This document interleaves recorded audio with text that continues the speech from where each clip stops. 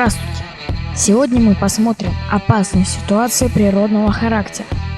Мы будем рассматривать только главные из них. Погода – это состояние атмосферы в определенном месте и в определенное время. Какие основные показатели определяют состояние погоды? Первое. Температура окружающего воздуха, которая колебается в зависимости от времени года и времени суток. Второе. Перепад атмосферного давления, которое оказывает влияние на движение воздуха. Воздух начинает движение, возникает ветер в ту сторону, где атмосферное давление ниже. Третье. Ветер – показатель погоды. Ветер характеризуется направлением и скоростью перемещения воздуха. И в зависимости от скорости перемещения воздуха различают свежий ветерок, скорость ветра от 5 до 10 метров в секунду, 18-36 км в час. Шторм, скорость ветра 20 метров в секунду, 72 км в час и более.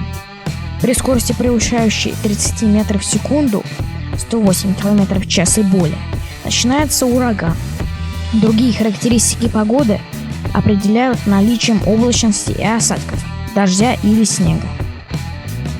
Для предсказания погоды на Земле существуют наземные метеостанции.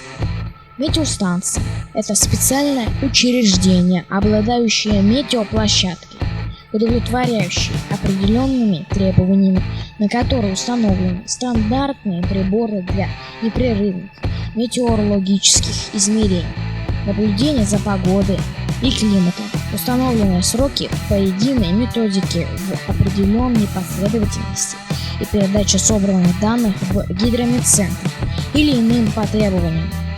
Во всем мире их около 20 тысяч. А теперь природные явления. Первое. Гроза. Гроза – бурная ненастье с дождем, громом и молнией. Основные признаки приближения грозы. Первое. На горизонте можно заметить скопление мощных тучево-дождевых облаков. Они быстро надвигаются и вскоре занимают все небо. Второе. Перед началом грозы становится тихо и душно. Третье. Природа замирает. Это затишье перед бурей. Потом ветер начинает дуть порывом, резко меняя направление, усиливается, поднимает тучи пыли, срывает листья и ломает ветки деревьев, может сорвать крыши домов. Затем сверху из надвигающихся туч обрушивается стена проливного дождя, иногда с градом. Сверкают молнии, раздаются оглушительные раскаты грома. Второе. Гололед. Гололед – это слой плотного льда, который образуется на земной поверхности, тротуарах, проезжей части и на предметах, деревьях, проводах, домах. При незамерзании капель переохлажденного дождя и мороси обычно при температуре воздуха от 0 до -3 градусов по Цельсию. Аварии ДТП на дорогах в это время.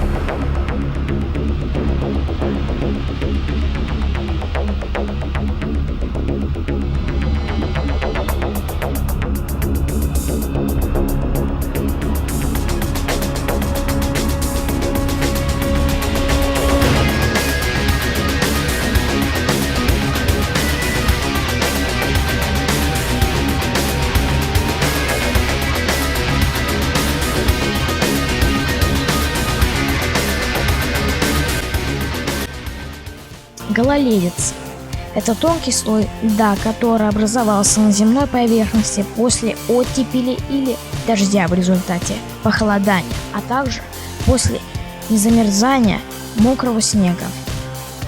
Третье. Снежный занос.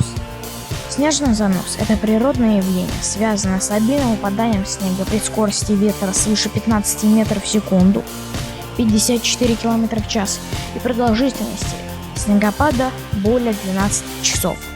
Снежные заносы и метели приводят к тому, что под снегом оказываются здания, останавливается движение на автомобильных и железных дорогах, нарушается нормальная жизнь населенных пунктов.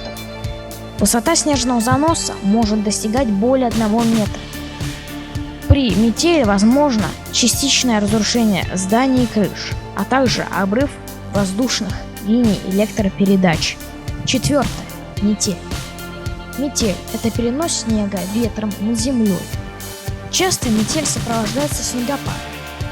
В метели может участвовать как снег, отложенный на поверхности земли, так и снег, выпадающий из облаков, который еще не коснулся поверхности.